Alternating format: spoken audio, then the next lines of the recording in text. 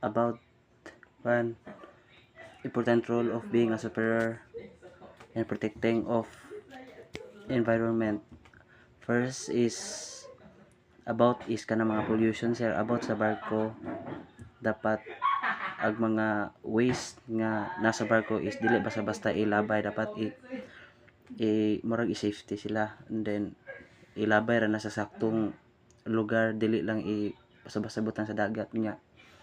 Kuan pod about sa dagat, dapat kanang di ta maglabay-labay og mga plastic waste or kanang usa nga mga butang nga kanang dili makadaot sa dagat.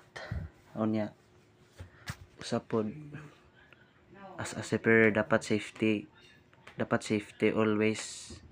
Unya kuan man gani kanang dapat mo share pod ka sa uban nga mga kadet para tanan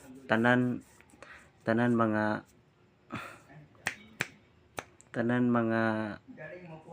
seafarer makahibaw kung unsa ka importante ang dagat, especially sa mga daplin o dagat nga bahay nga na dapat ipahibaw ana nga dili mag-waste og mga makadaot sa environment sa dagat nya. Usa pod sir, ang importante is